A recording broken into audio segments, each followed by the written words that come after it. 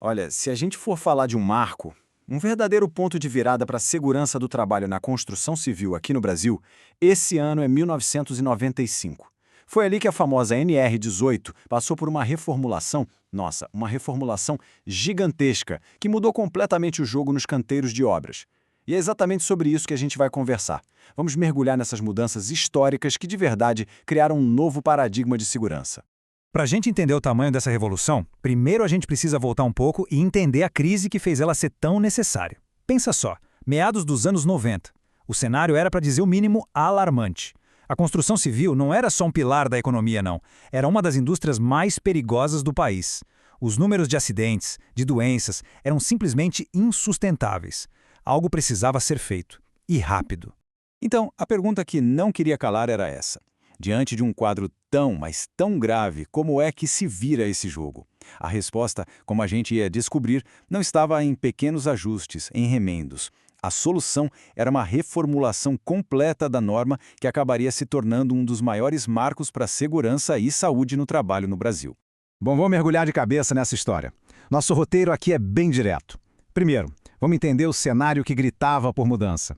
Depois, como é que a resposta foi construída de forma bem colaborativa. Aí, a gente entra nos 3 pilares que sustentaram toda essa transformação: gestão, dignidade e prevenção.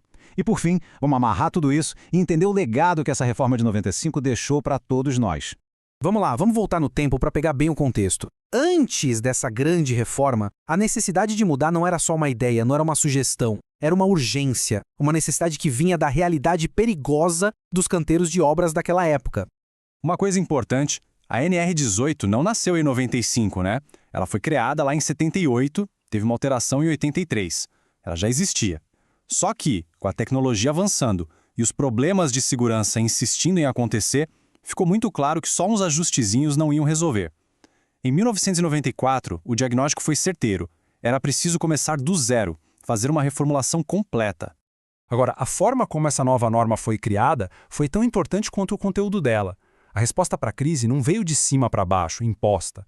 Pelo contrário, ela foi construída com base no modelo colaborativo, no modelo de consenso.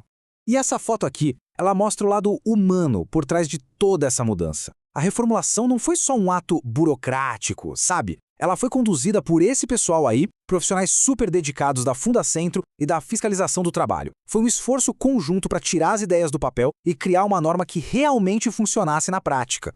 O processo foi muito bem estruturado e, o mais importante, democrático. Depois que a parte técnica foi elaborada, o texto foi aberto para consulta pública.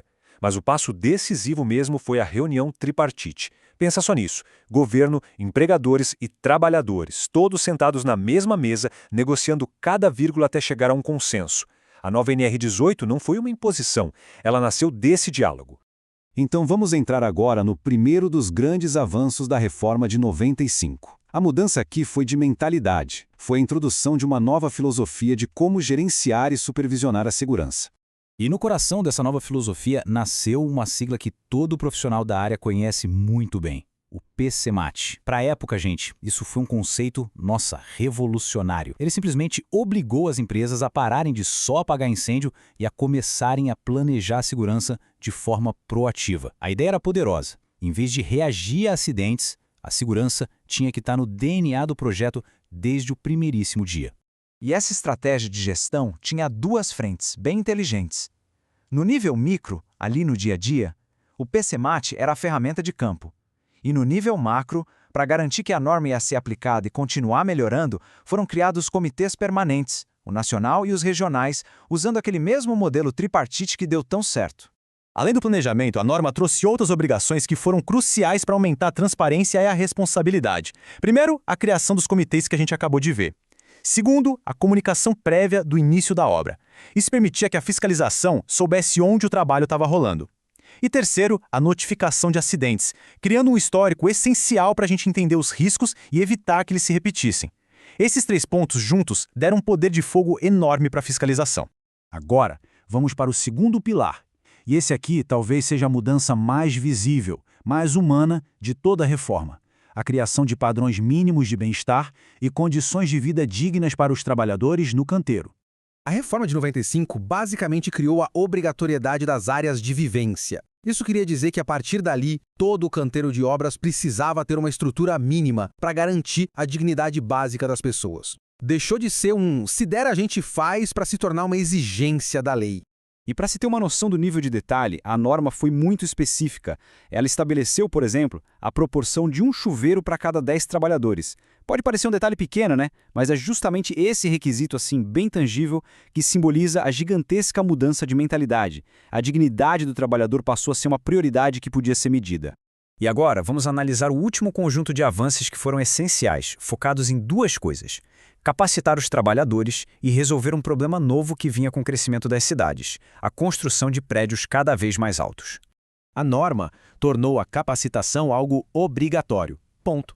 Com o treinamento admissional, a gente garantia que ninguém começava a trabalhar sem saber os riscos da sua função.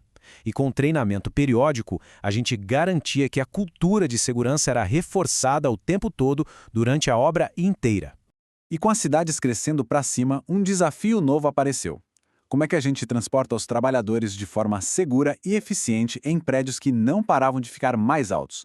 Subir e descer dezenas de lances de escada todo santo dia não era só cansativo, era um risco real de acidentes bem graves.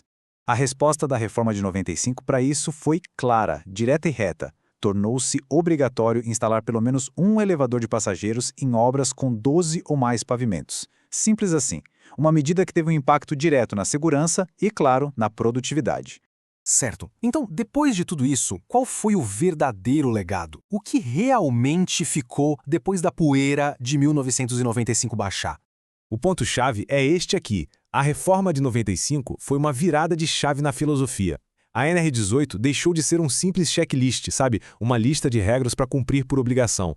Ela se tornou um verdadeiro sistema de gestão de segurança. Uma abordagem integrada, focada no planejamento, na prevenção e não só em corrigir o que já deu errado. Resumindo a história toda, aquele momento lá em 95 profissionalizou a segurança na construção. Foi ele que criou a base, o alicerce sólido sobre o qual todas as atualizações que vieram depois, inclusive as mais recentes, foram construídas. Sempre com o objetivo final de proteger a vida. Isso tudo nos leva a uma reflexão final, né? Quase 3 décadas depois, os pilares de 95, gestão, dignidade e prevenção, ainda são a base de tudo. A pergunta que fica no ar é, na prática, no dia a dia dos canteiros de hoje, qual desses princípios ainda é o maior desafio para a gente implementar de verdade? Fica aí a reflexão. Muito obrigado por acompanhar esta análise com a gente.